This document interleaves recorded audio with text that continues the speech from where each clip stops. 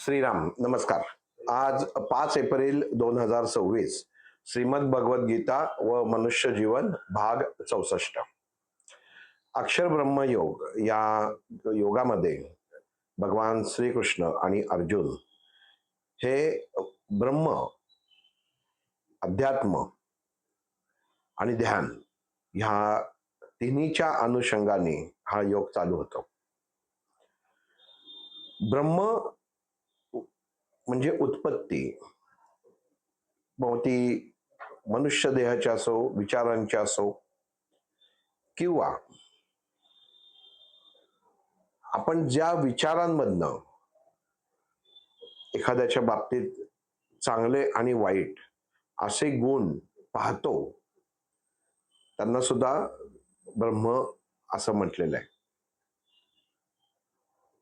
भगवंतांनी जेव्हा अर्जुनाला सांगितलं की हे तुझे जे सर्व समोरचे जे आहेत, ज्यांना तू तुझे नातेवाईक म्हणतोयस, जवळचे म्हणतोयस, आणि ज्यांच्यासाठी तू हे युद्ध त्यागाला तयार झालेला आहेस, हे राज्य त्यागाला तयार झालेलं आहेस, आणि सर्व सोडून तू वनवासात जाऊन राहायला तुझी तयारी आहे.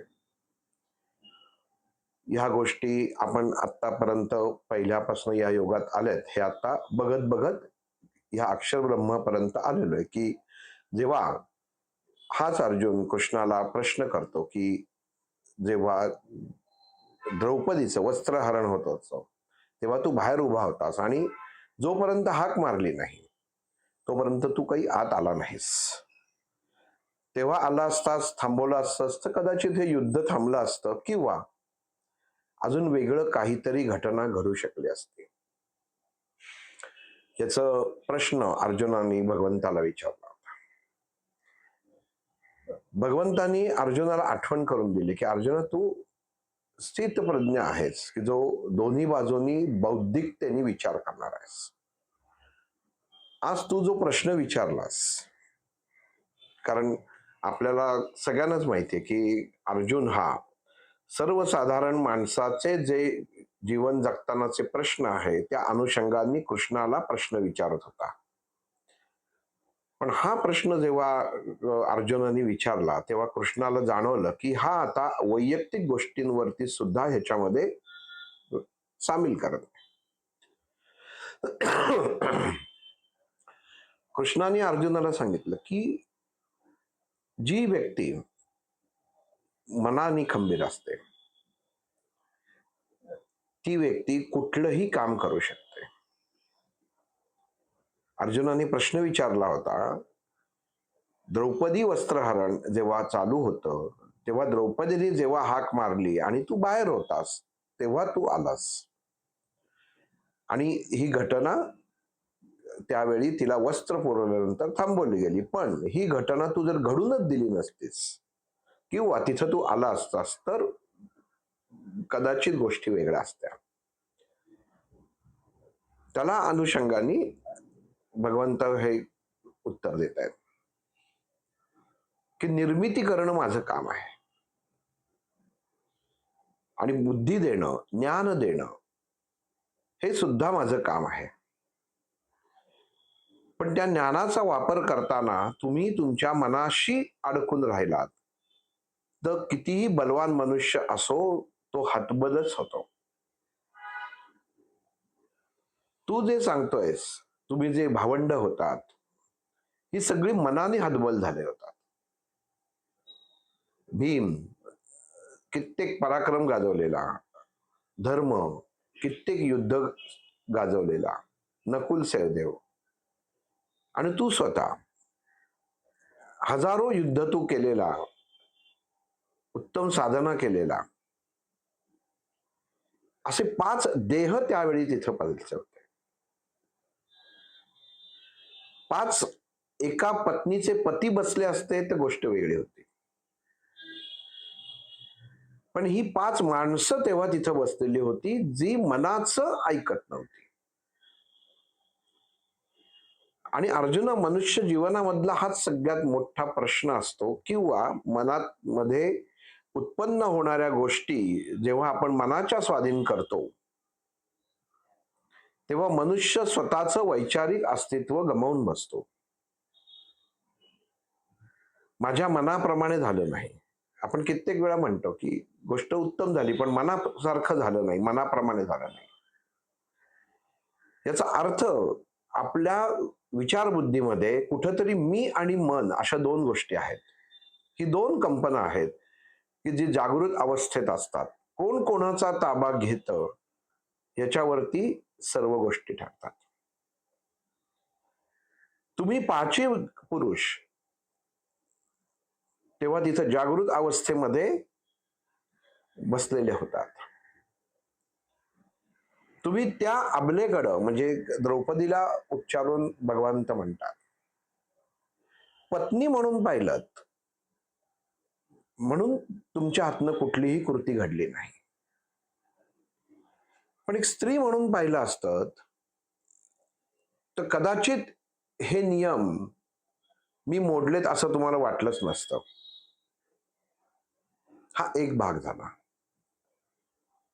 म्हणजे नियम सुद्धा जेव्हा असतात तेव्हा ते नियम नीट समजून घेणं हे मनुष्याला गरजेचं असतं.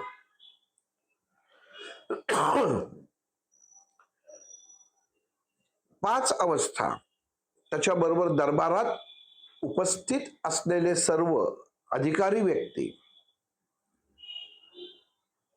ह्याच्यामधला एकही जण त्यावेळी मदतीला आला नाही. याचा अर्थ असा होतो कोणातच पुरुषार्थ त्यावेळी जिवंत नव्हता असं मला म्हणायला लागेल. मोठ्या भावाने तुम्हाला द्यूतामध्ये पटावर लावल्यावरती आता आम्ही त्याचे दास आहोत आणि ते जर द्यूताचा डाव जिंकला असता तर त्या भावाच्या आनंदामध्ये तुम्ही पण सहभागी झाले असतात. आणि तो आनंद सुद्धा हा एक प्रकारचा विकृत आनंद ठरला असता की जे समाजापुढे चुकीचं म्हणून आलं असतं. पण मला न्याय निवाडा करताना असं करून चालत नाही. नीट इथं हा पॉइंट खूप महत्वाचा आहे. शेवटी प्रत्येक सृष्टी प्रत्येक गोष्ट ही भगवंताच्या हातात आहे. जसं आपण म्हणतो की झाडावरचं पान सुद्धा भगवंताच्या शिवाय त्या परमात्म्याशिवाय हलत नाही.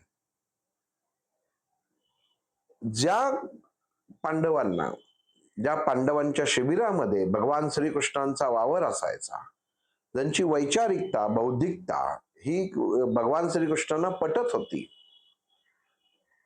असे पांडव ज्या शकुनीनी जे फासे त्याच्या आज्ञेप्रमाणे चालवले पण हे भगवंताला माहित असून त्यांनी त्याच्यात हस्तक्षेप केला नाही. कारण तिथं दोन गोष्टी समोर आल्या होत्या. कारण त्याला कृष्णाला माहिती होतं की शकुनीवरती सुद्धा अन्याय झालेला आहे आणि अन्यायकारकाला सहाय्य करणं हे काम असतं. त्याच्यावर अन्याय झाला त्याला चांगला माणूस किंवा भगवंत हा सहाय्य करत असतो.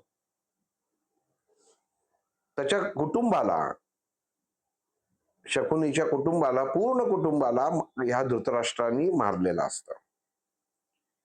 आणि माझ्या कुटुंबाचा बदला घेण्यासाठी म्हणून मी इथं आलेलो आहे आणि त्याच्यासाठी युद्धजन्य परिस्थिती निर्माण होणं गरजेचं आहे. म्हणून हे असे माझ्या वडिलांच्या हाडाचे फासे जे माझ्या दृष्टिकोनातनं माझ्या मनाप्रमाणे चालतात ते फासे त्यांनी वापरले. याला न कळत का होईना भगवंताचा पाठिंबा होता. कारण एक प्रकारे भगवंताला त्याचं अनुमोदन होतं. कारण तू तुझ्या कुटुंबासाठी जे काही करतोयस, प्रत्येक माणसाचं आपल्या कुटुंबाचं रक्षण करायचं हा अधिकार असतो. त्या अनुषंगाने त्यांनी केलं. पण तिथं कपट हा जेव्हा भाग आला, हे कपट ह्या पाची भावांना त्याच्यामध्ये एक स्थित प्रज्ञ असलेला, एक धर्माला अनुसरून वागणारा अधर्मी कृत्य करतो. एखादा खेळ आपणही पत्ते खेळतो रोज घरामध्ये, पण ते पत्ते जर पैसे लावून खेळायला लागले तर त्याचा नाव बदलतं, त्याला जुगार म्हटलं जातं. मग फक्त तुम्ही भाऊ भाऊ द्यूत खेळा एवढं असतं तर गोष्ट वेगळी होती. पण ह्या द्यूतामध्ये हळूहळू संपत्ती कशी लाटायची हे जे कौरवांनी अगोदर ठरवलं होतं आणि पांडव त्याला बळी पडले होते. मग भगवंत अर्जुना सांगतात की पार्था, जेव्हा एखादा मनुष्य जो उत्तम बुद्धीचा असतो तो सुद्धा अशा किरकोळ गोष्टींना बळी पडतो, तेव्हा त्याचं बुद्धिवाद, त्याचं बौद्धिक अवस्था ही धुळीस मिळाली जाते. आणि तेव्हा जर मी तुम्हाला थांबवलं असतं किंवा तुम्ही जिंकला असतात, फासे जर मी बदलले असते, म्हणजे शकुनींनी टाकलेले फासे हा कप्तानी खेळतोय कृष्णाला माहिती होतं, असं धरून चालू की ते फासे जर पांडवांच्या बाजूने पडले असते तर पांडव जिंकले असते आणि पांडवांच्या मनामध्ये सुद्धा कुठल्या तरी प्रकारचा अहंकार जास्त निर्माण झाला असता. आपण खेळलोय कशासाठी?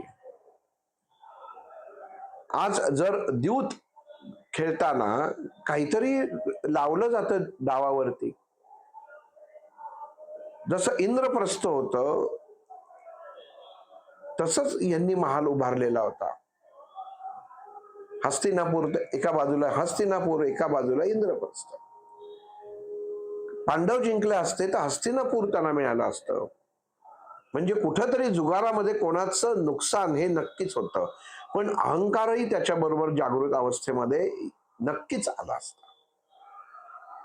आणि जो मनुष्य बुद्धिवान असतो, जो मनुष्य समाजामध्ये आपला वावर कसा व्हावा या उद्देशाने आणि त्या योगाने वावरत असतो, त्याला हे भान हवं की आपण अशा गोष्टींच्या मागे लागू नये.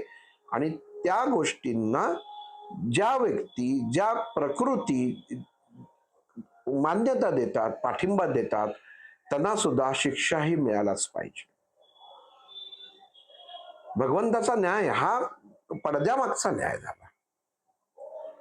आज पांडव कौरव जिंकले, यांची नालस्ती झाली, पण सद्विवेक बुद्धी इतकी नीच पातळीला गेली की स्वतःच्या पत्नीला सुद्धा डावाला लावायला त्यांनी कमी केलं नाही, की ज्याच्यावरती अधिकार नाही. पार्था मनुष्य विचार करत नाही. आपला समोर आपल्याकडं काम करणारा एखादा जर दास असेल किंवा दासी असेल तर काही क्षणापुरता आपण तिचा वापर करून घेतो, तिची सेवा घेतो, त्याच्या मोबदल्यात तिला काहीतरी धनधान्य प्रदान करतो, पण तुम्ही तिच्या मनाचा ताबा मात्र घेऊ शकत नाही. तिच्या मनावरती तुमचा कुठल्याही प्रकारे अधिकार नसतो. मग जर तुम्ही पती हा धर्मच पाळला नाहीत आणि द्रौपदीच्या मनाचा विचार न करता ज्या अवस्थेत ती होती, हा महाभयंकर पाप झालं. की ज्या अवस्थेत होती त्या अवस्थेत तिला त्या सभेत आणलं गेलं खेचत, तेव्हा तुम्ही नुसताच क्रोध आणि राग हा प्रदर्शित केलात, पण त्याच्यावरती शारीरिक कुठलीही प्रतिक्रिया दिली नाहीत. कारण का? तर तुम्ही सर्वजण मनाच्या अधीन झाला होतात. त्यांनी तुम्हाला थांबवलं. जो मनुष्य मनाच्या अधीन होतो त्याचा जीवनामध्ये ऱ्हास झाल्याशिवाय राहत नाही. मन जेव्हा मनुष्याची बुद्धी ताब्यात घेतं तेव्हा समजायचं की आपण कोणाचे तरी गुलाम ठरलेलो आहोत. पण आपण मनात ठेवलं आणि आपण मनाला वरती येऊनच दिलं नाही तर मनुष्य हा उत्तम मार्गाने उत्तम गती प्राप्त करून घेतो. कारण माझं असणं काय आणि नसणं काय, त्यावेळी तिथं मी असलो तरी हे चुकीचं होतं की तुम्ही अधर्मी कृती त्यावेळी केलेली होती आणि त्यावेळी तुम्हाला सहाय्य करणं म्हणजे चूकच होतं. तुम्हा सर्वांना हे कळणं गरजेचं होतं की आपली चूक झालेली आहे. मनुष्य चूक करतो ही वेगळी गोष्ट झाली, पण मनुष्य दुःख करतो ही त्याच्यापेक्षा वाईट अवस्था आहे. हारल्याचं तुम्ही दुःख केलं, भावानी तुझ्या म्हणजे भीमानी याची मांडी फोडीन, याची छाती फोडीन, या वल्गना जेव्हा केल्या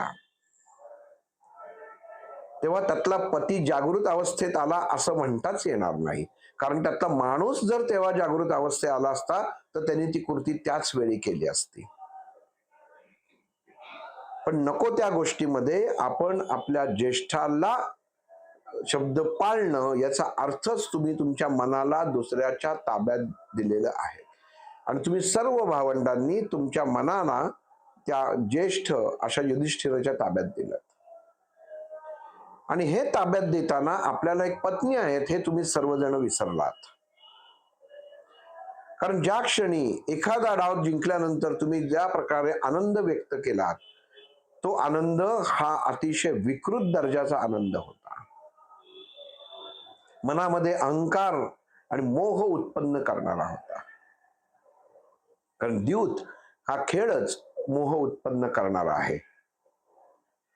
मग हे षडयंत्र तुमच्या लक्षात आलं नाही आणि या षडयंत्राला हे समोरचे सगळे साक्षीदार होते. ह्याच्यातलं कोणीही पुढे येऊन द्यूत थांबवला नाही. कारण खेळ जेव्हा जुगारामध्ये बदल त्याचा घडतो तेव्हा कोणीतरी येऊन मध्यस्थी करायला लागते. तेव्हा कोणीही मध्यस्थी केली नाही. ज्या राणीने म्हणजे गांधारीनी नंतर जसं द्रौपदीला अभय दिलं, धृतराष्ट्राने सांगितलं की नाही थांबवा आहे तिला सोडा, पण हे कृती घडल्यानंतर सांगितलं. हे जर आधी सांगितलं असतं तर कदाचित ते उत्तम कर्मामध्ये गणलं गेलं असतं. एखादी गोष्ट घडून गेल्यानंतर जर तुम्ही ते कर्म बदलाचा प्रयत्न केला तर तुम्ही त्या कर्मामध्ये सामील आहात हे गणलं जातं. कारण कृती तुमच्या समोर होत असते पण तुम्ही त्याच्याकडे कान डोळा करता. मग भगवंतांनी इथे अर्जुनाला सांगितलं की म्हणून मनुष्याला मनावरती ताबा हा उत्तम ताबा हे का म्हणतात पार्था? त्याचं कारण आहे तू मनाशी खचलास, एखादी गोष्ट प्राप्त केली तर मनुष्याला मनात मानसिक समाधान वाटायला पाहिजे, तर तिथं समाधान आलंच नाही. मला अजून हवं. आणि जेव्हा अजून हवं हा गोष्ट होते तेव्हा मनुष्य अधोगतीला जातो. आणि जेव्हा सर्व देह हा संपण्याच्या वेळेला येतो तेव्हा कळतं की आता काहीच नाहीये, आपण चुकीच्या मार्गाने गेलो. पण तेव्हा उशीर झालेला असतो. आणि याचं उत्तम उदाहरण म्हणजे सगळ्यांना माहित आहे सिकंदर राजाचं. अख्खं जग जिंकला, सगळं जग जिंकला. कुठं ज्या राज्यात जायचा तिथले राजे युद्ध करायचेच नाही, त्याला देऊन टाकायचं, सगळं सरेंडर होऊन द्यायचे. सगळं त्यांनी अख्ख्या जगावरती सत्ता काबीज केली स्वतःची. पण रात्री झोपच लागायची नाही. कारण मन सांगायचं तुला काहीतरी जिंकायचं आहे, पण ज्या दिवशी जिंकायलाच काही राहिलं नाही त्या दिवशी मनाने खेळणं चालू केलं आणि त्याला झोपच लागायची नाही रात्री. की मी काय जिंकू आता, काहीच नाही राहिलं. आणि एवढं मी जिंकून साध्य काय केलं, तर काहीच नाही केलं. म्हणून तशी जी गोष्ट आहे की नंतर त्याचा जेव्हा त्यांनी त्याच्या सेवेकरांना बोलवलं आणि सांगितलं शेवटच्या क्षणी की माझं जेव्हा ताबूत न्याल तेव्हा दोन्ही हात बाहेर ठेवा. की सिकंदरांनी सगळं कमवलं पण जाताना रीत गेला, इथंच ठेवून गेला, काहीही प्राप्त केलेलं बरोबर घेऊन गेला नाही. पण जो मनुष्य मनाने उत्तम जगतो तो नाव बरोबर घेऊन जातो. म्हणून ते त्याचं म्हणणं त्याला तसंच म्हणतात सिकंदर द ग्रेट. सर्व जिंकलं पण शेवटी कळलं, कारण झोपच नाही. आजच्या ह्याच्यात सुद्धा बघा सर्व पैसा मनुष्य कमवत असतो, पण रात्री जर झोपच आली नाही तर त्या पैशाचा उपयोग काय? आणि जर जो नुसताच झोपा काढतो त्याच्याकडे पैसा तर येणारच नाही. कारण का तर मनुष्य मनाला अधीन होऊन जातो. मग मनावरती ताबा मिळवणं हे खूप गरजेचं आहे. भगवंताने सांगितलं अर्जुना मनाला ताब्यात ठेवणं हे प्रत्येक मनुष्याचं काम आहे आणि हे त्याला कळणं आणि त्याप्रमाणे चालणं हे खूप गरजेचं आहे. कारण मन हे मनुष्याचं कायम त्याला त्याच्या विरुद्ध काम करत असतं. प्रश्न उत्पन्न मन करतं. देहबुद्धीतनं प्रश्न निर्माण होत नाहीत, मनातनं प्रश्न उत्पन्न होतात. आपण म्हणतो ना, असं कोणाला म्हणतो का तुझ्या देहबुद्धीत काय जरा सांग, तुझ्या मनात काय ते तू बोल. महाराजांनी रामदास स्वामींनी काय सांगितलंय, मनाचे श्लोक सांगितले, देहबुद्धीचे श्लोक नाही त्यांनी म्हटलं. आपण नुसतंच म्हणतो रामदास स्वामींनी मनाचे श्लोक लिहिलेले आहेत, पण मनाचे का लिहिले याचं आपण कधी ते खोलत जात नाही की मन शब्दच का त्यांनी वापरला. आपण म्हणतो ना की तू आपले हे सगळे आता तू काहीतरी तुझं बोलणं बंद कर बर का, जास्त फेकू नकोस, मनाचे श्लोक बाद झाले. अर्थ काय, मन हेच एक प्रकारचं भोरा आहे. ज्या गोष्टीमध्ये आपल्याला मोह उत्पन्न होतो त्या गोष्टीकडे ते खेचतच राहतं. पण त्याला जर तू सामोरा गेलास तर तुझ्यातलं धैर्य बाहेर पडतं. आज तू एवढा युद्धाचा अनुभव, हजारोनी युद्ध केलेला, सर्व शस्त्रास्त्र असलेला, तुझा जो शरीराचा हाताचा थरकाप होतोय त्याचं कारण मन आहे. कारण ते खचलं की मनुष्य खचतो. कुठलाही मनुष्य देहानी खचत नाही तर मनानी खचतो, आणि मन खचलं की देहबुद्धी किंवा देह खचतो. जो मनुष्य मनानी, एक माग उदाहरण सांगितलं होतं की मनाची ताकद किती असते. ब्रह्मांडामध्ये प्रत्येक गोष्ट फिरतीये, जी गोष्ट उत्पन्न आहे ती प्रत्येक गोष्ट ब्रह्मांडामध्ये फिरत असते. आपण मोबाईलवरनं दुसऱ्याला फिरवलेला नंबर हा ब्रह्मांडात फिरत असतो, आणि या ब्रह्मांडाने प्रत्येकाला काही ना काहीतरी ठरवून दिलेलं आहे. जसे मोबाईलचा एक नंबर दोघा जणांचा कधीच नसतो. का नसतो तर ती कंपनावर काम करतं. आपण म्हणू चप्पल, माझा चप्पलेचा नंबर 9 आहे तर मित्राचा 9 नंबर असू शकतो. देहाशी निगडीत आहे. पण जे मनाशी निगडीत आहे ते असू शकत नाही. चष्म्याचा नंबर सारखा असू शकतो, सर्व सारखं असू शकतं, पण जे मनाशी निगडीत आहे ते वेगवेगळे कंपनांच्या ठिकाणी प्रत्येक गोष्ट वेगळी असतात की जे आपल्या बाजूला भ्रमण करत असतात, ती आपण स्वीकारतो. आणि अर्जुना, या ब्रह्मांडात फिरणारी कंपन जेव्हा मनुष्य स्वीकारत असतो तेव्हा त्याला आपण काय स्वीकारावं याची ज्ञान किंवा जाणीव ही आईच्या पोटातनं जन्म झाल्यावरतीच होत असते.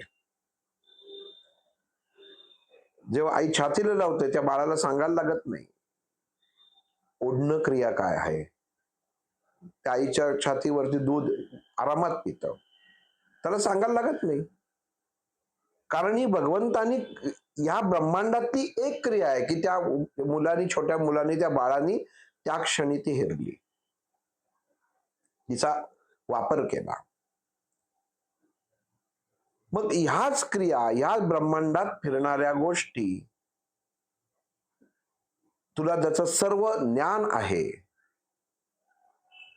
हे असून सुद्धा तुझ्या मनामध्ये असे जे प्रश्न उत्पन्न होत आहेत, एखाद्याच्यासाठी आपण प्रश्न विचारणं, पण ते प्रश्न जर विचारताना चुकीचे विचारणार असेल किंवा त्याचा चुकीचा अर्थ बाहेर निघणार असेल तर त्या दोन्ही गोष्टींना, म्हणजे जो उत्तर देणारा असतो आणि प्रश्न विचारणारा असतो, त्याला काहीही किंमत राहत नाही.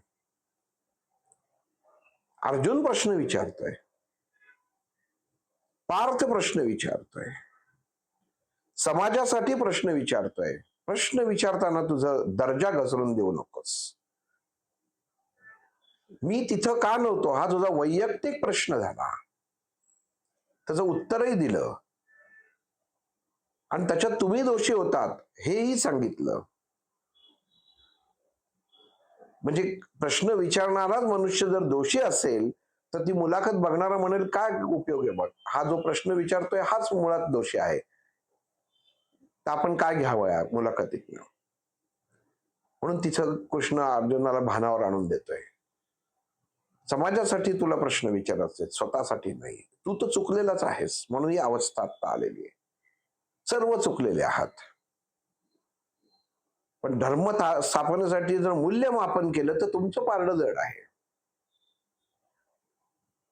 आणि समोरच्या पारड्यातलं ज्यांचं जड आहे पण ते यायला तयार नाहीत, त्याला काही करू शकत नाही. तो त्यांच्या कर्माचा भोग आहे. कर्म आपण असंच चालतं, मनाच्या विरुद्ध चालतं आणि मनाबरोबर पण चालतं. पण आत्मिक शक्ती ही इतकी शक्तिवान आहे की क्षणामध्ये ती काही करू शकते.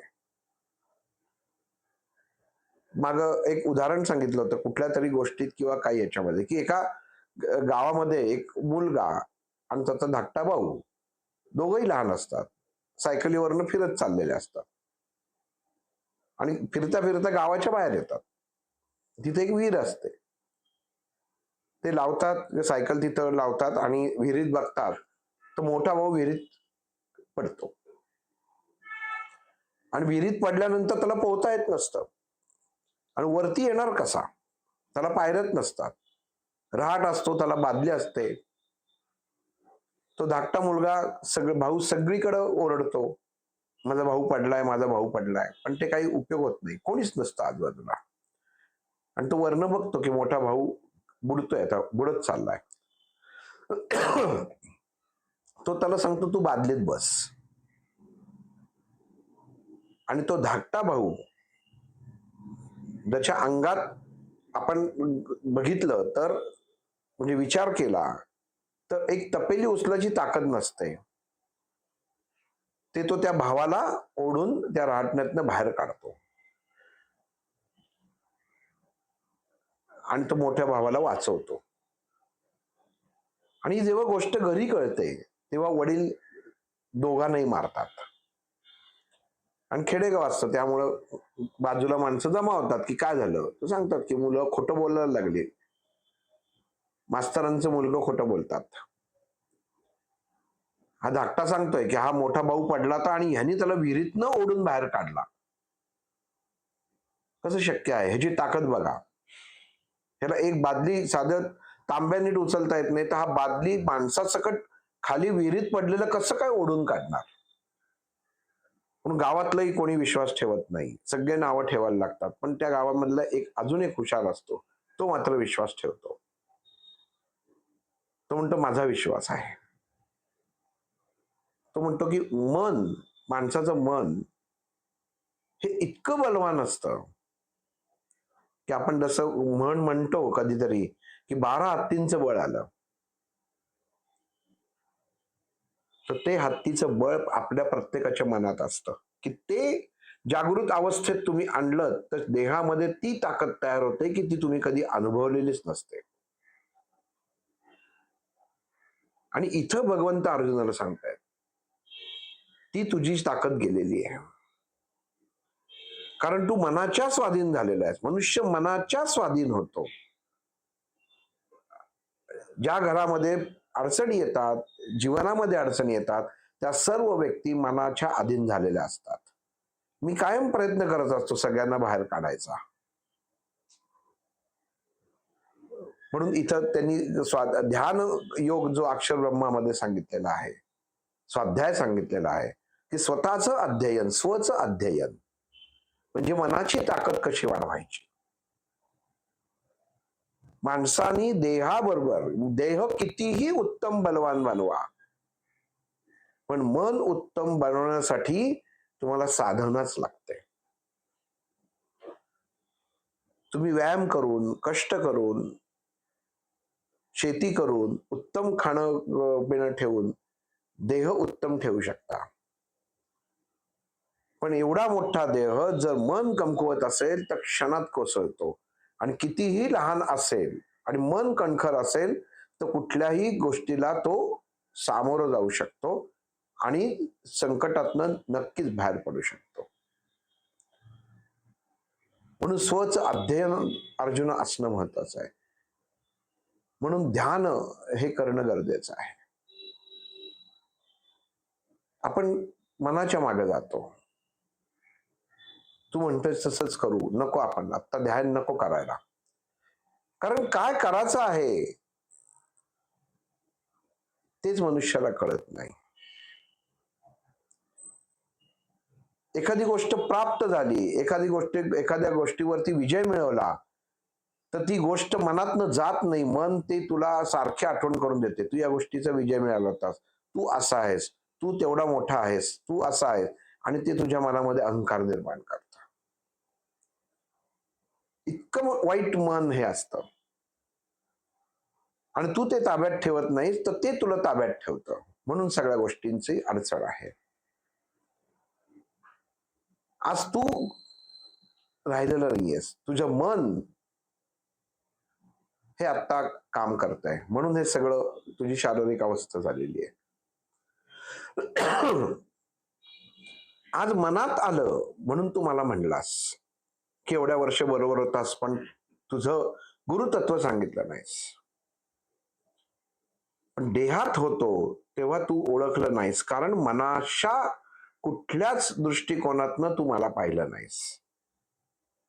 आणि तुझ्या मनानेही तुला त्याची जाणीव करून दिलं नाही, कारण मनाला स्वैराचार हवा होता. कदाचित असंही झालं असतं, हा द्यूताचा खेळ झालाच नसता. आता मी कसं वाचू, आता संकटातनं कसा बाहेर पडू, याच्यासाठी तुम्ही आलात. पण आपण द्यूत खेळायला जाऊ का, द्यूत खेळायला जावं का, हे विचारायला तुम्ही आला नाहीत. मनुष्याचं जीवनही असंच आहे. कृती करताना तो माझी आठवण काढत नाही, पण केलेली कृती जर आपल्या मनाविरुद्ध घडली तर तो माझी मात्र लगेच आठवण काढतो आणि अपेक्षा ठेवतो की मी तिथं हजर असावं. अर्जुन, हा मनुष्य जीवनाचा सगळ्यात मोठी दुःखद गोष्ट आहे की तो मनाला स्वतःला झोकून देतो आणि मन त्याचा ताबा घेतं. म्हणून ध्यान मार्ग मी सांगितलेला आहे. ध्यान देणं. अर्जुन कृष्णाला विचारतो, ध्यान म्हणजे काय करावं नक्की, स्वचं अध्ययन करावं म्हणजे काय करावं हे तू सांगितलंस, कळलं. तिथंच थांबला अर्जुन, कारण त्याला कळलं की हे प्रकरण माझ्यावरतीच शेकण्यासारखं आहे. आता म्हणला की मी तिथं असतो तर कदाचित आज तुमच्या बरोबर नसतो आणि तुम्हीच चुकीचे वागलेला. अर्जुनाला पटलं होतं. प्रत्येक गोष्टीमध्ये अनेक व्यक्ती दडलेल्या असतात. कधी तो वडील, कधी भाऊ, कधी मुलगा, अशी सगळी कार्यान्वित करत असतो, पण मन एकच असतं आणि हेच सगळ्यांना हलवत असतं. आणि या भूमिका आपण विसरून जातो. आणि तिथं तू भूमिका तुम्ही विसरला. त्या अर्जुनाला कळलं की आपल्या सगळ्या पाची भावांची चुकी झालेली आहे. त्यामुळे मी हा कृष्णाला प्रश्न विचारला किंवा त्याला काही हेच नव्हतं, कारण द्रौपदीला आशा होती तेव्हा सुद्धा, हे माझे नवरे जे बलवान आहेत, हे काहीतरी नक्की करतील. सगळे शूर आहेत, ह्याच्यातला एक तरी काहीतरी करेल. एक जरी प्रतिकार करायला उभा राहिला असता तेवढं ताकदवान होता. म्हणून ती काही कुठलाही प्रतिकार किंवा तिने त्यावेळी कृष्णाला हाक मारली नाही. पण जेव्हा तिने पाहिलं की या सर्व गोष्टी मनाविरुद्ध घडत आहेत आणि हे मनाने यांना स्वाधीन करून घेतलेलं आहे. भगवद्गीतेमध्ये अध्याय आहे, हिने पाहिलं आपल्या नवऱ्याला, दुःख झालं, पुरुषार्थ संपला आणि तिथं दुःखाश्रू व्हायला लागले. काय झालं, काय करून बसलो, माझ्या बायकोची विटंबना होते, काही करू शकत नाही, दुःख झालं, याचाच अर्थ षंड व्यक्ती कोणी नाही. पुरुषार्थ मारला गेला, पुरुषार्थ मेला. आणि तेव्हा तिच्या लक्षात आलं की आता माझ्यासमोर काही पर्याय नाही. सगळ्यांना तिने विनवणी केली. कर्म कसं काम करतं बघा. ह्या 5 जणांना द्रौपदीने बोल लावलेच, कर्णाला लावले, दुर्योधनाला लावले, दुःशासनाला पहिल्यापासून तिने सांगितलं की मी तुझी मोठी भाऊज आहे, तू तिच्याकडे असं बघू नकोस, माझ्याकडं हात ओढू नकोस. द्रोणाचार्यांकडे पाहिलं, आचार्य तुम्ही तर गुरु आहात, तुम्ही सांगितलं तर थांबू शकतं. त्यांनी मान खाली घातली. देह आणि मन याची सांगड झाली नाही. कारण द्रोणाचार्यांच्या मनाने सांगितलंय तू काही बोलू नकोस, आपलं युद्ध करत द्रुपदाशी बदला घ्यायचा, शांत बस. भीष्माचार्यांना केलं, भीष्माचार्यांकडे पाहिलं, भीष्माचार्यांच्या डोळ्यातनं अश्रू आले, पण तिला असं वाटलं की अश्रू न येता त्याच्यातनं अग्नी बाहेर पडावा. शासन जेव्हा करतो तेव्हा घर आणि दार हे आपलं नसतंच, फक्त न्याय ही एकच गोष्ट असते जी तिथं भीष्माचार्यांनी पाळली गेली नाही. वडीलधारा म्हणावं कोणाला, त्यांना म्हणावं की ज्या कुलवधूचा अपमान होत असताना, मी हाक मारत असताना सुद्धा ते मान खाली घालतायत, तिच्यासारखं षंड व्यक्ती कोणी नाही. तिच्या मनाचा एक एक त्रागा राग राग राग वर येत होता. शेवटी धृतराष्ट्राकडे तिने बघितलं, आता अंध आहे पण राजा आहे. धृतराष्ट्रांनी काही केलं नाही, मी निर्बल आहे, मी काहीच करू शकत नाही. मग काही करू शकत नाही तर तू त्या सिंहासनावर कसा बसलास? तेव्हाही कोणी काही बोललं नाही. गांधारी पर्यंत गेलं आणि गांधारी तेव्हा बोलली जेव्हा द्रौपदीने सांगितलं यांना असा शाप देते, तेव्हा गांधारीने मध्यस्थी केली. कारण तिला माहिती होतं द्रौपदीच्या शब्दांमध्ये ताकद होती. जर तिने काही शाप दिला असता तर कदाचित ती द्रौपदीनीच तिथं त्या दुर्योधन दुःशासन सर्व दरबाराला आगीनी भस्मसात करून टाकलं असतं, इतकी ताकद द्रौपदीमध्ये होती. आणि तिच्या लक्षात आलं, आई जागृत झाली आणि देहबुद्धीने सांगितलं की थांबा, हिला सोडा. ह्याच्यात स्वार्थ होता, प्रेम नव्हतं. माझ्या मुलाला काही होऊ नये ह्याला शाप हिने उच्चारला, कारण तेव्हा आपल्या साधनेमध्येच अशा काही गोष्टी होत्या की ऋषींच्या कोणी वाटेला गेलं की ऋषी क्रोधित झाले की शाप द्यायचे, की जे फलद्रूप व्हायचे. तीच ताकद, पांडवांपेक्षा जास्त ताकद ही द्रौपदीमध्ये होती.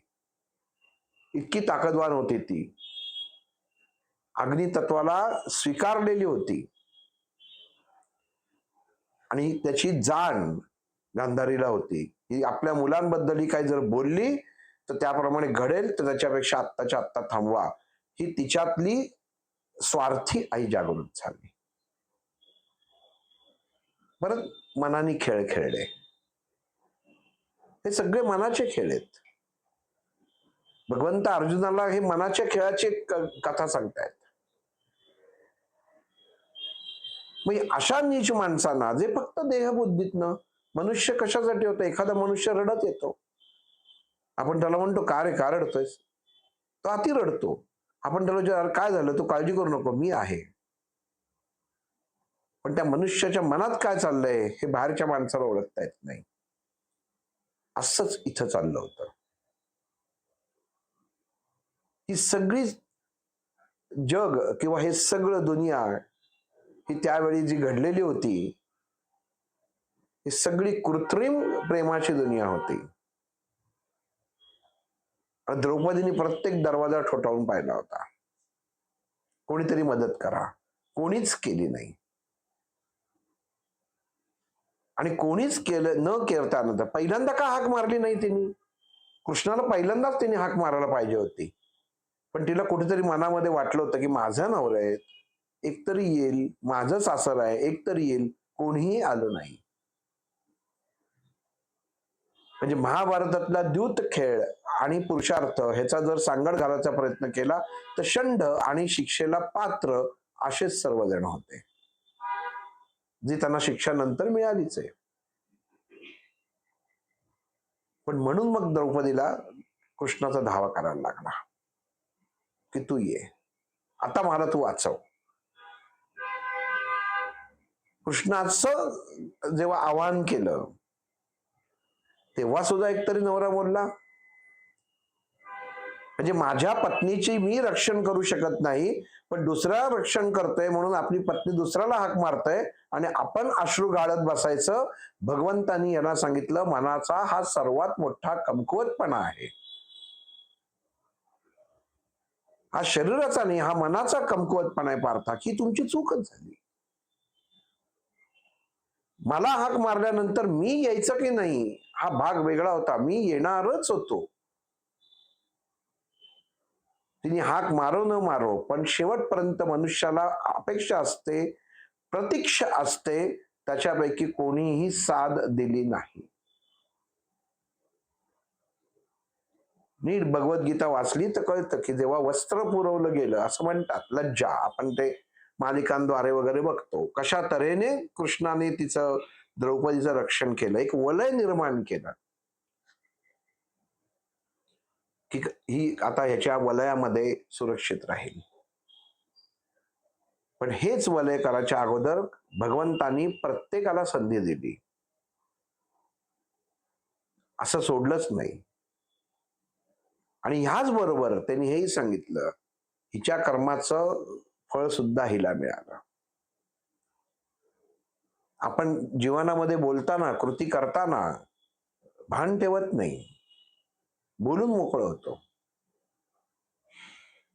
जसं प्रत्येकाने अभ्यास केला भगवद्गीतेचा, महाभारतात, त्यांनी सांगितलं ही आंधळ्याचा मुलगा आंधळा म्हटलं म्हणून हे सगळं भडकलं. कुठल्या तरी गोष्टीला काही कारणं असतात. मग कारण जेव्हा आपण घडवून देतो किंवा करून देतो, स्वतःचाच नाश होण्यासाठी आपण मनुष्य काही वेळा कारणीभूत ठरतो. इथं तसंच झालं. हसण्याची गरजच नव्हती, पण ती हसली. म्हणजे तिला मोह होता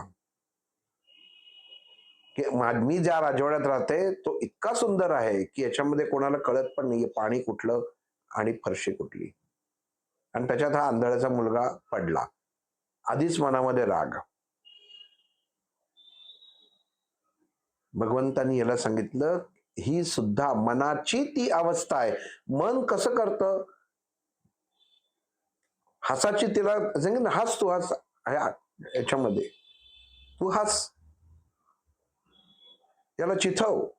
आणि चिथवल्यावर तो भडकला. तेव्हा त्याच्यातला पुरुषार्थ जागृत अवस्थेत झाला दुर्योधनाचा. कृष्णाने अर्जुनाला सांगितलं, तुमचा पुरुषार्थ कुठे गेला होता? दुर्योधन पागा हटला का? दुःशासन मागा हटला का? त्यांनी त्याच्या कर्माने भोग उत्पन्न करून ठेवले, पण ते पुरुषार्थाच्या दृष्टिकोनातून मागे हटले नाहीत. की दरबारात एवढी माणसं आहेत म्हणून दुःशासनाने घाबरून हात सोडला नाही तिचा, किंवा दुर्योधनाने आपल्या वल्गना मागे घेतल्या नाहीत. तो अजूनच बेभान झाला. आणि जेव्हा मनुष्य तेव्हाही मनाचं, त्याच्या मनाने चुकीचा कौल दिला, देहानी त्याची प्रतिक्रिया, त्याची रिॲक्शन जी दिली ती चुकीच्या मार्गाने दिली, आणि त्यांनी पुढे महाभारत घडलेलं आहे. तेव्हा त्याच्यात पुरुषार्थ होता. घाबरला नाही तो. तुम्ही काय करता, तुम्ही आमचे दास आहात. जेव्हा समोरच्याचा पुरुषार्थ जागृत अवस्थेत होतो तेव्हा समोरच्या मनाचं मन एकच खातं, याच्यावरनं सिद्ध होतं. एखादी गोष्टी नुसते आले, कोणीतरी आले, महाराज आले, कोणतरी आले की सगळे शांत शांत शांत होतात.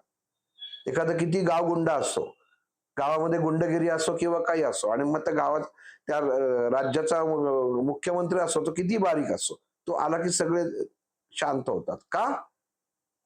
देहारी तर असले 10 मुख्यमंत्री फिरवायची ताकद आहे, पण मन काय सांगतं? मन कमकुवत झालं. त्याचं मन सांगतं नाही, हा याचा दर्जा काय, हा मुख्यमंत्री आहे.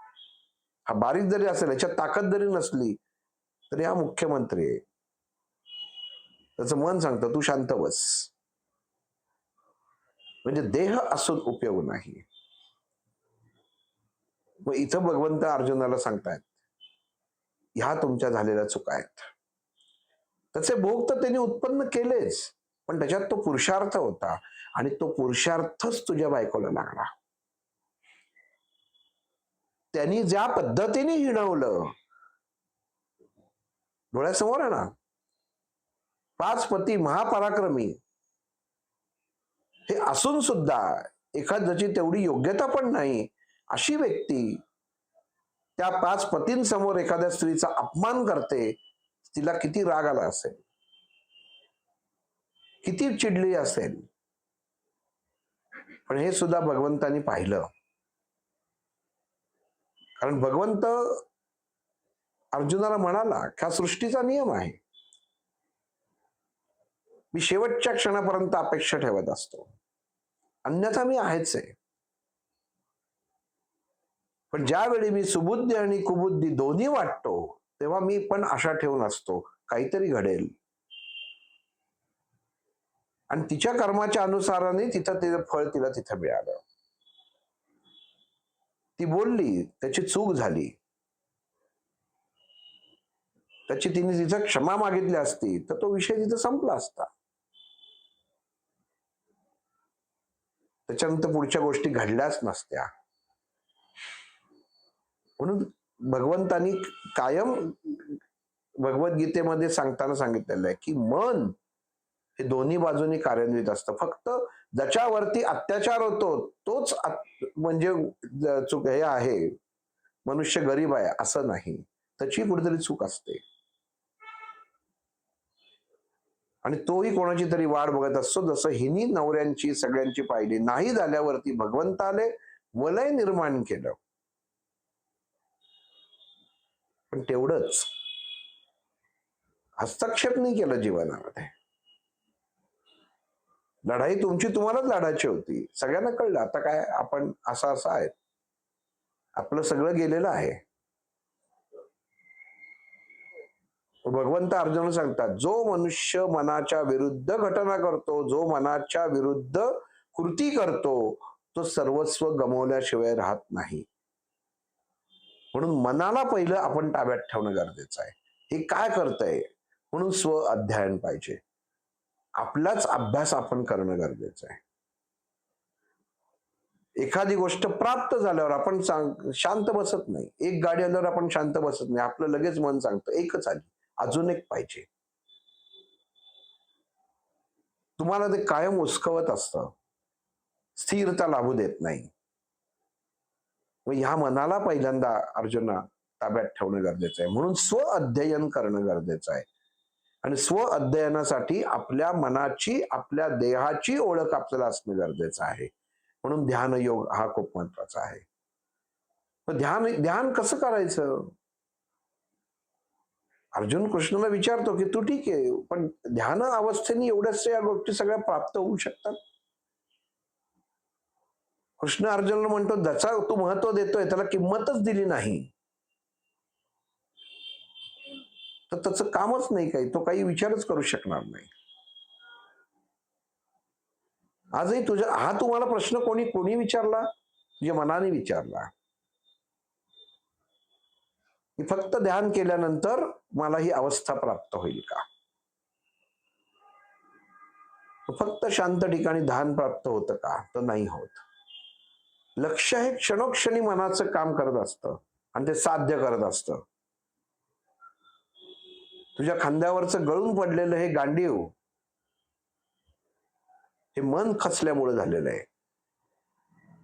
आणि तू कितीही उत्साह दाखवलास तर जोपर्यंत तुझं मन हे तयार होत नाही, मन कणखर होत नाही, तोपर्यंत तुझ्या हातनं हे गांडीव काही चालवलं जायचं नाही.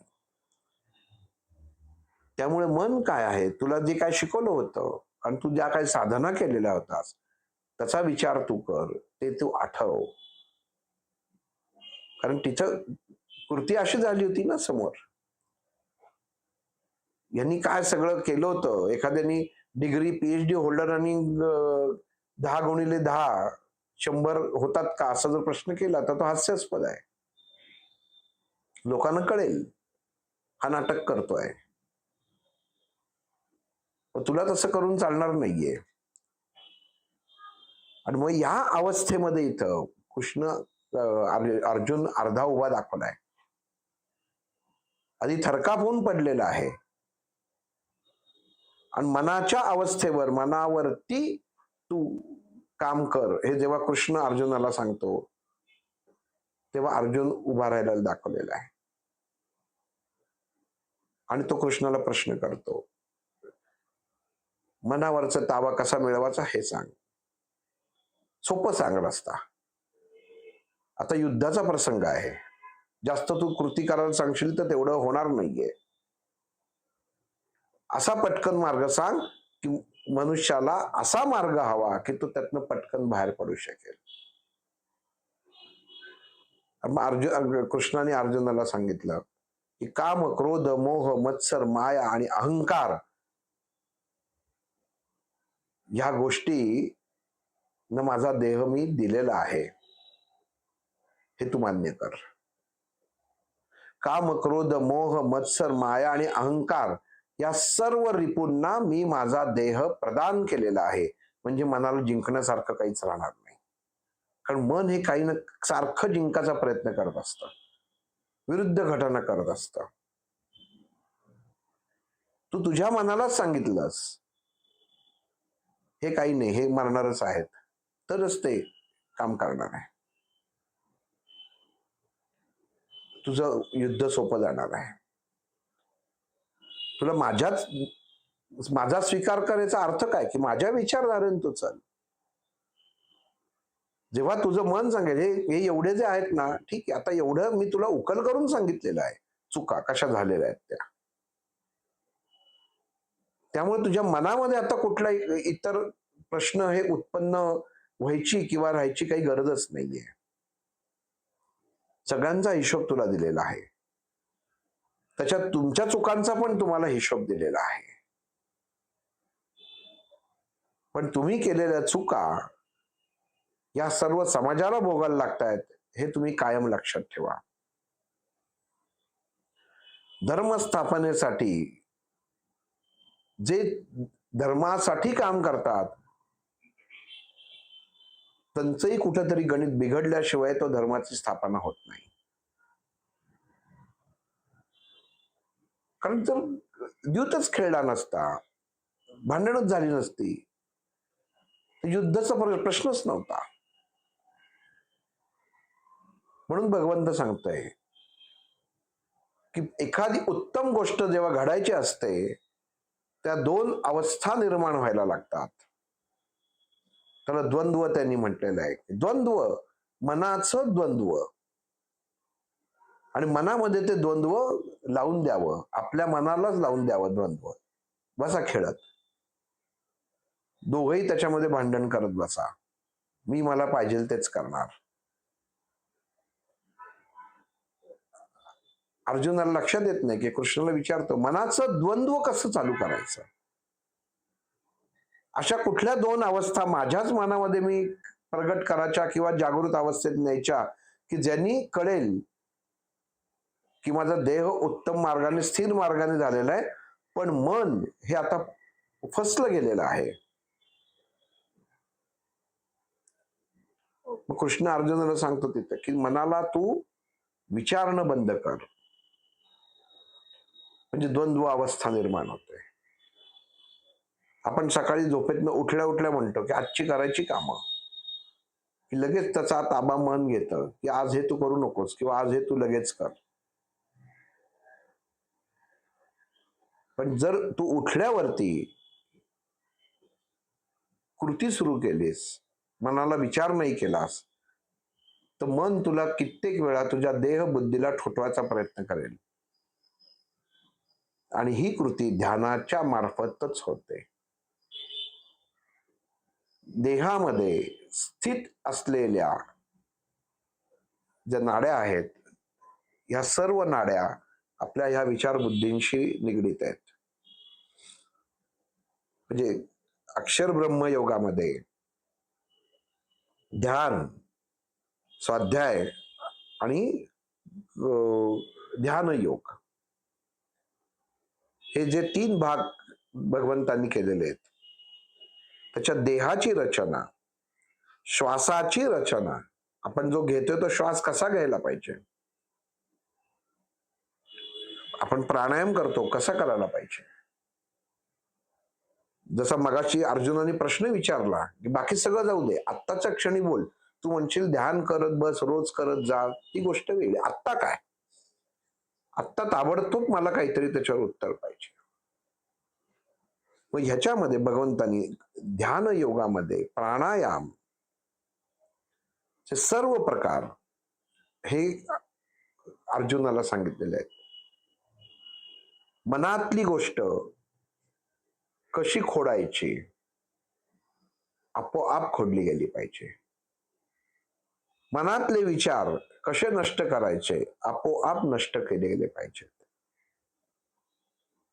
एखाद्या गोष्टीकडनं आपण आकृष्ट होत असू तर तिथे आपलं मन आणि आपले पाय जागच्या जागी कसे थबकले पाहिजेत, हे ध्यान योगातनं आणि प्राणायामातनं भगवंतांनी सांगितलेलं आहे. आणि त्यातला योग त्यांनी फक्त पहिलं सांगितलं की 27 नक्षत्र, हे 27 नक्षत्र मनुष्याला सहाय्य करतात.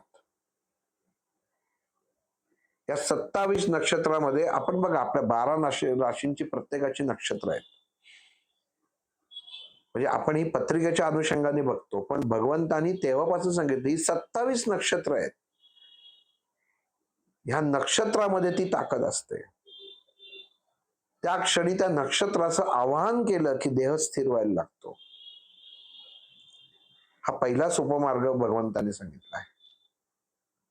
जिथं आहे त्या नक्षत्रा, नाही तर त्या नक्षत्राचं जर माहित नसेल, आज ज्योतिष हा नंतरचा आलेला विषय, महाभारताच्या वेळी होता की नव्हता माहित नाही, या राशी वगैरे ते काही माहित नाही, नसाव्यातच.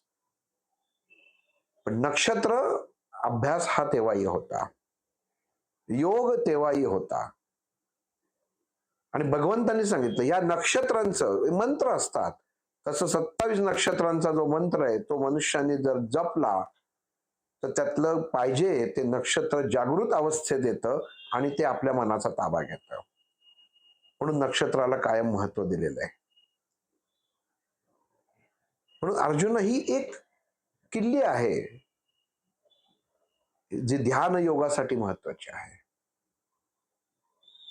आज तर तुम्ही त्याचा अभ्यास केला तर असं लक्षात येतं की एखाद्याचं नक्षत्र, एक उदाहरण सांगतो, माझी रासकर पुष्य नक्षत्र आहे, म्हणजे पिंपळाचं झाड हे माझं आराध्य वृक्ष आहे त्या नक्षत्राचं. त्याची एखादी काडी केली तर ती मला औषधी ठरते. तसं भगवंतांनी सांगितलंय मनाचा ताबा जर आपल्याला मिळवायचा असेल तर नक्षत्रांना स्वाधीन होणं गरजेचं आहे.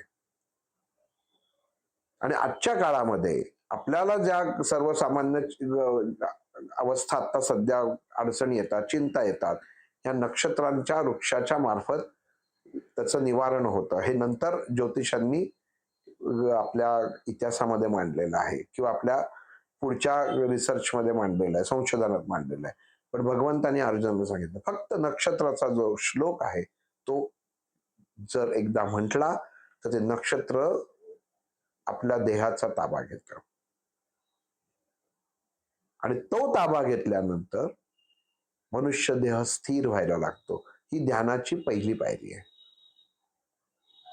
मी शांत बसतो, डोळे मिटून बसलो, भगवंताचं दर्शन डोळे मिटून का होतं आपण कधी विचार करत नाही. डोळे उघडे ठेवून का होत नाही? मूर्ती समोर गेलं डोळे का मिटतात? कारण तिथं उघडे पाहिजेत, तिथं मिटतात.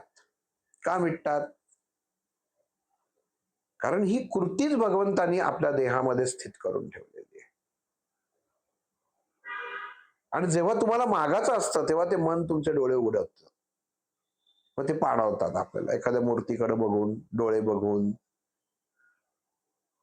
एखादा फोटो बघून मग ते पाणावले जातात. म्हणजे मनाने ताबा घेतला. पण जेव्हा आपण मनाचा ताबा घेतो तेव्हा डोळे आपोआप बंद होतात.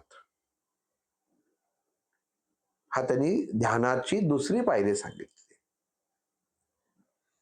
की मनुष्याला जीवनात अडचणी आल्या तर डोळे उघडे ठेवून पेक्षा त्यांनी क्षणभर डोळे बंद केले तर त्याची उत्तर त्याला तिथंच मिळतात. भगवंतानी सोय करून ठेवलेली आहे तशी.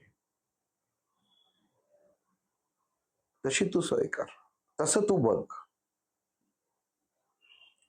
आपण म्हणतो ना, डोळे मिटाच्या अगोदर यांनी अमुक अमुक कृती केली. आता डोळे मिटायला आलेत, आता डोळे मिटतायत. जेवण झालं, रात्री थोडा उशीर झाला की आपण म्हणतो नको आता चला झोपायला जाऊ, डोळे मिटतायत. डोळे बंद होत आहेत आपण म्हणत नाही. डोळे मिटतायत. मिटणं म्हणजे क्षणभरामध्ये देहातली ऊर्जेची अवस्था बदलणं. कायमचा वाद मिटला. काय जे भांडण येणार चल आपण मिटवून टाकू, बंद करून टाकू होत नाही. कारण बंद केलेलं परत उघडता येतं, पण मिटवलेलं कदाचित उघडता येत नाही. कारण मनाला तिथं तुम्ही महत्व देत नाही, मनाला बाजूला टाकलेलं असतं. चल मिटवून टाकू. मन सांगतं गबस, तुला कळतं का, तू असा आहे एवढा, तुला एवढ्या जणांचं बॅकिंग नाही, बस नको. म्हणजे आपण मनाच्या स्वाधीन होत नाही, मनाला आपण ताब्यात घेतो. मिटवणं म्हणून मिटणं हा शब्द सुद्धा खूप महत्वाचा आहे. म्हणून डोळे मिटून ध्यानाला बसायचं, डोळे बंद करून बसायचं नाही. मिटणं ही जागृत अवस्था आहे जी मन आणि शरीर यांना कंपनाद्वारे, विचारांद्वारे एकमेकांना प्रश्न करते. तुला काय पाहिजे?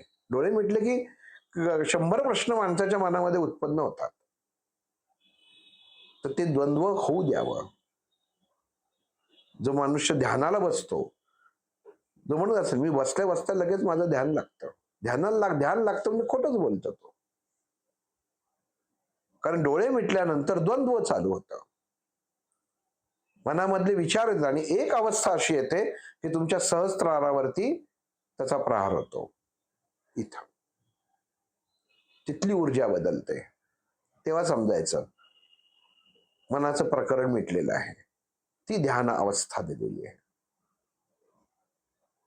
एवढे जे साधू वगैरे ध्यान अवस्थेत असतात 200, 300 वर्ष,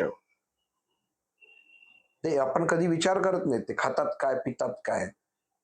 नंतर सगळे म्हणतात ते सूर्याची किरण खातात, सूर्याचं हे पितात. पण कुठनं, कसं, म्हणजे कृती काय त्याला? आपणही माणूसच आहोत, तेही माणसंच आहेत. मग आपलं त्यांना जमतात, मला का नाही जमू शकत? मी का सूर्याचा पिऊ शकत नाही? कारण मन आणि शरीर यांची एकाग्रता साधून मनाला ताब्यात घेतलेलं असतं, मनाला आपल्यावरती हावी होऊन दिलेलं नसतं. तसं एक उदाहरण गीतेमध्ये एकांनी सांगितलेलं आहे, ज्ञानेश्वरांनी माऊलीने सांगितलेलं आहे की एक पैलवान एक रेडा पाळतो लहानपणापासून, म्हणजे रेडकू पाळतो. ते कशासाठी पाळतो? तर आपली शक्ती कळण्यासाठी पाळतो, की माझा प्रतिस्पर्धी कसा असेल ताकदवार, तो त्या रेड्यात बघतो. जसा रेडा मोठा होत जातो तस तसा हा पैलवान पण मोठा होत जातो. आणि त्या पैलवानाला वाटतं की तो रोज आपण रेड्याचे शिंग धरतोय, त्याला मागं धरतोय, म्हणजे आपली रेड्यापेक्षा जास्त ताकद आहे. आणि एक दिवस असतो तो मोठा, तो रेडा चांगला दणकट होतो, अर्धांड असतो, कोणालाही तो सांभाळत नाही. पण हा माणूस गेला की तो शिंगाला धरलं की तो रेडा शांत व्हायचा. आणि मग जेव्हा गावामध्ये वास्तवतेने ते कुस्ती लढायची वेळ येते, तेव्हा ह्याला कळलेलं असतं की तू काय, मी रेड्याला जिथं हरवू शकतो ती काय गोष्ट आहे. आणि हा तिथं पहिल्याच फेरीत हरतो. आणि त्याच्या मनामध्ये प्रश्न येतो की मी रोज एवढा अर्धांड रेड्याला मागं सरकवतो, पण त्या पैलवानाला मी मागं सरकवू शकलो नाही. असं कसं झालं? मग तिथं जे गुरु असतात ते त्याला सांगतात की तू त्या रेड्याला रोज स्वतःची ताकद कमी कर. रेड्याला माहिती असतं की मी माझं बल दाखवलं तर हा मला उद्या कदाचित खायला द्यायचा नाही, तर हा जो अहंकार आहे ह्याचा राहू दे अहंकार. शेवटी मी माझा जसा आहे तसाच राहणार आहे. माझं बल ज्यावेळी दाखवायचं आहे तेव्हाच दाखवणार. उगाच या मूर्खासाठी मी का माझं बळ खर्च करू. मी मागं सरकलो त्याचा आनंद आहे त्याला, तो त्याला घेऊ दे. कारण तो क्षणिक घेतलेला आनंद त्याला जीवनामध्ये अयशस्वी करणार आहे, म्हणून तो पैलवान हारतो. माऊलींनी हे उदाहरण बाबा महाराज सतारकरांनी सांगितलेलं आहे एका त्यांच्या प्रवचनामध्ये, की मनाला किती वेड होऊन द्यायचं किंवा आपण मनासारखं किती वेड व्हायचं. वेडी अपेक्षा असतात काही काही जणांच्या, की मी सहज साध्य करेन. तुम्ही ते साध्य करत नाही, मन तुमच्या समोर फासे टाकतं, तुम्हाला फसवत असतं ते. आणि इथं तसंच फसवत असतं, ही फसवी कृतीच करत असते. इथं कृष्ण अर्जुनाला फसवायचा प्रयत्न करतोय. बघ, ध्यान कर. दोन स्थिती सांगितल्या त्यांनी. नक्षत्राला आवाहन कर. दरवाजाची पहिली किल्ली तर पाहिजे, ते केल्यानंतर वाड्यात शिरणार आहोत. ती नक्षत्र आहेत. ताकद नक्षत्रांची दिलेली आहे. गुढीपाडव्याच्या दिवशीच हे काय करायचं म्हणजे काय फक्त तसं नाहीये की अमुक गोष्टीच्या दिवशीच हे पूजन का करायचं. पाहिलं जातं ना सगळं. मनुष्य देह ठेवल्यानंतर सुद्धा नक्षत्र पाहिली जातात. आपल्या मनात कधी प्रश्न येत नाहीत ही का पाहिली जातात. त्याचं कारण भगवंतांनी सांगितलेलं आहे.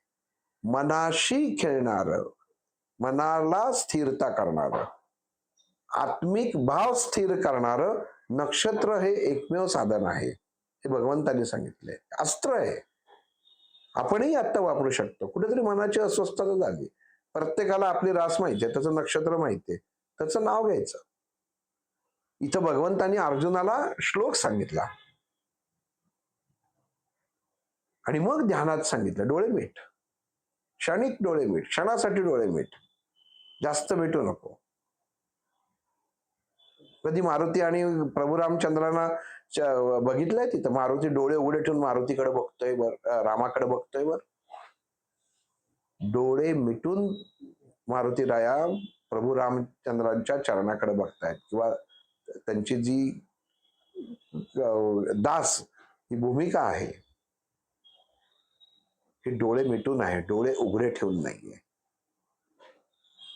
मनाची ती अवस्था दासत्व, समर्पित भाव, परमात्म्याला मनुष्य, राम हा परमात्मा होता, व परमात्म्याला समर्पित असताना डोळे मिटून आपण त्याला समर्पित व्हायला पाहिजे. आणि तीच अवस्था मारुतीने जेव्हा इतरांसाठी केली तेव्हा डोळे उघडले. रामाच्या व्यतिरिक्त मारुती असताना खणखणीत डोळे उघडे ठेवून छाती काढून असतो, पण रामाच्या पुढं दास परमात्म्याशी स्वाधीन होताना, परमात्म्याशी लीन होताना अंतर्मन हे डोळे मिटून त्या परमात्म्यात स्वाधीन पाहिजे. ही कृती आहे, ही भगवंतांनी तेव्हा सांगितलेली आहे. लीनता आहे, ध्यानामध्ये लीनता पाहिजे, लीन होता आलं पाहिजे, मी सोडला पाहिजे. आपण ओढून ताणून करतो, मी स्थिर होतोय, मी स्थिर होतोय, नाही. म्हणून अर्जुनाने कृष्णाला विचारलं, दोन गोष्टी मला कळल्या पार्था, केशवा, नक्षत्र आणि डोळे मिटणं, नयन मिटणं नाही, चक्षु मिटणं नाही, डोळे मिटणं, डोळे हा शब्द तिथे येतात. प्रत्येक शब्द हा भगवद्गीतेमध्ये त्याचं जेव्हा विश्लेषण केलं जातं तर हा प्रत्येक शब्द त्याच्यात वापरलेले आहेत. डोळे येतात तेव्हा दिसत नाही, डोळे जातात तेव्हा दिसतं. तेव्हा असं म्हणत नाही माझे नयन आले, माझे चक्षु आले, डोळे आले, ह्याचे नयन मिटले, याचे चक्षु मिटले, नाही, डोळे मिटले. काय झालं नाही, 3:30 वाजता त्यांनी बरोबर डोळे मिटले.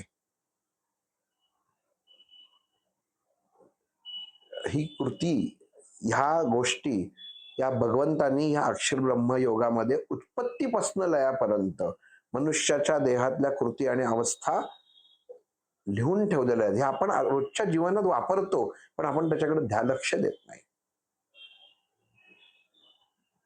तू डोळे मिटून हे काम कर.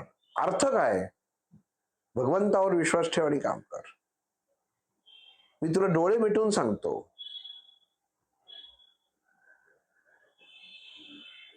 म्हणून मिटणं हा शब्द खूप महत्वाचा आहे. ध्यानामध्ये डोळे मिटून बसा, डोळे बंद करून बसू नका.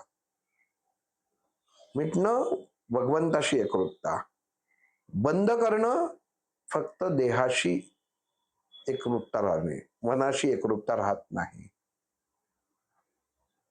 म्हणून मनुष्य देवासमोर गेल्यानंतर क्षणभर का होईना डोळे मिटून उभा राहतो, डोळे बंद करून राहत नाही. कारण का? तर परमात्मा ते आत्मा हे मनाच्या मार्फत जाणारा जो रस्ता आहे, मन हा जो रस्ता आहे, हा मिटल्याशिवाय, हे दोन्ही गोष्टी मिटल्याशिवाय एकरूप अवस्थेत येत नाही. म्हणून नक्षत्राची साधना आणि डोळे मिटणं क्षणभर. पण इथं ह्या हुशार अर्जुनाने प्रश्न केला, केशवा, ह्या युद्धभूमीवरती तू सांगतो तसं जर मी डोळे मिटले तर इतर लोक काय म्हणतील, अर्जुनाने का डोळे मिटून घेतले? कारण त्यांचं प्रत्येकाचं लक्ष माझ्यावरती आहे. मग सहज जीवन जगताना मनुष्याने जर डोळे बंद केले, आपण डोळे असे मिटले, याचा अर्थ तू परमात्म्याशी एकरूपता असंच समजायचं का? मग डोळे मिटणे, या मिटणे या शब्दाचा तू मला नीट अर्थ सांग. ध्यान आणि मिटणं. मग भगवंतांनी इथं पुढच्या ओवीत त्यांनी सांगितलंय की ध्यानाच्या मार्फत मनाशी आपण साधलेला संवाद हे डोळे मिटून कसा होतो. मिटणं ही अवस्था कशाला म्हणतात? आपण आता जसं म्हटलं की देवासमोर डोळे मिटून उभा राहतो, ही शारीरिक झालेली कृती आहे. पण भगवंत इथं अर्जुनाला सांगतात मिटणं ही ती अवस्था आहे जी मन आणि परमात्मा या दोघांची सांगड घालून देतं आणि तिथं परमात्म्याला मनुष्य देह स्वाधीन होतो. तुझ्या पत्नीने सुद्धा डोळे मिटले, स्वाधीन कृष्णाशी झाली. पण मग मार्ग काय? काय अवस्था काय आहे ती? डोळे मिटणं ही अवस्था काय आहे? ती ध्यान योगातली ती पायरी आहे, हे तू केशव मला सांग. ही इथं मी रणांगणावर 4 चौघात डोळे मिटल्यानंतर सगळ्यांना कळेल ह्यांनी काहीतरी हा करतोय, तर तसं होतं कामा नये. माझे डोळे उघडे ठेवून कसे मिटायचे ही कृती तुम्हाला सांग. मग भगवंत तिथं अर्जुनाला सांगतोय की मनुष्याने डोळे उघडे ठेवून कसे मिटावे, ही ध्यान योगातली तिसरी अवस्था भगवंत अर्जुनाला सांगतात. ते आपण पुढच्या वेळी पाहू. श्रीराम.